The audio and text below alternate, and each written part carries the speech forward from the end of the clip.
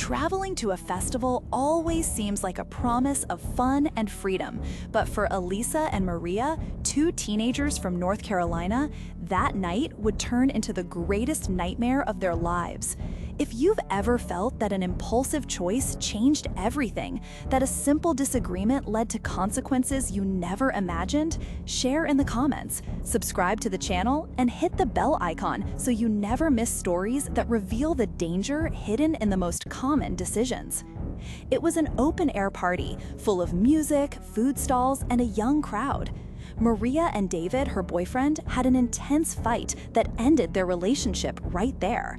Annoyed and hurt, Maria no longer wanted to stay, and Elisa tried, unsuccessfully, to convince her to enjoy the night.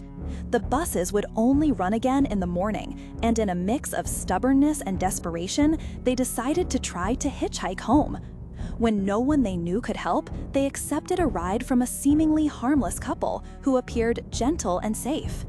The trip, however, became strangely silent, an oppressive quietness that made Elisa and Maria uncomfortable. Without warning, the woman in the couple sprayed a liquid that rendered them unconscious. When they woke up, they were tied to chairs inside an isolated cabin, the home of that couple who now seemed like a prison.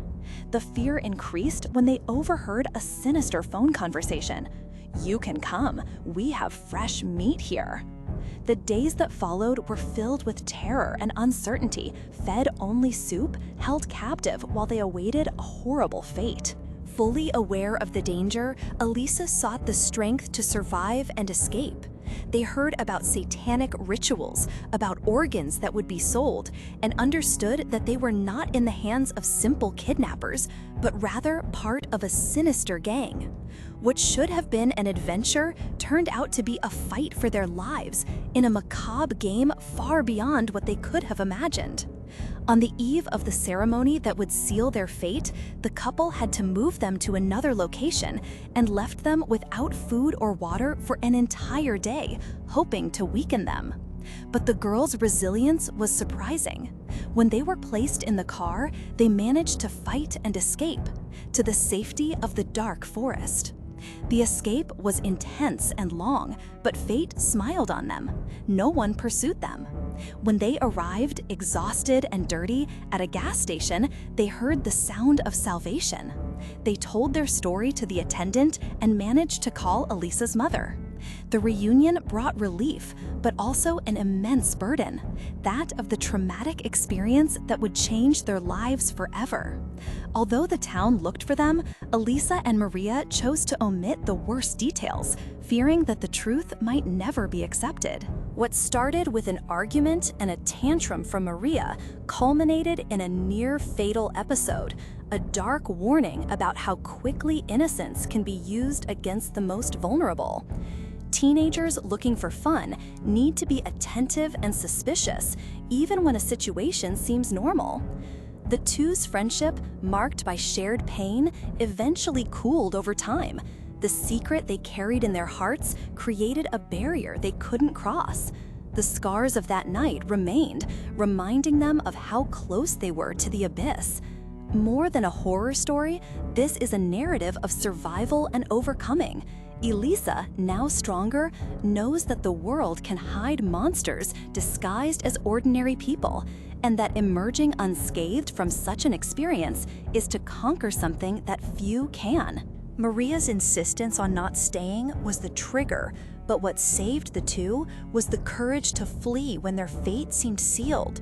Every step in that escape was a battle against despair and fear, and every living moment was a gift.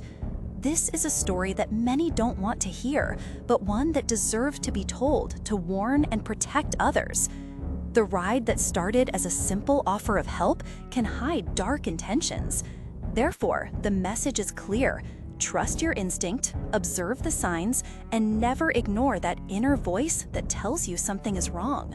The silence that accompanied their story, the unshared fear, and the choice not to report the couple reveal how difficult it is to deal with trauma, especially when insecurity, fear of retaliation, and social stigma weigh heavily.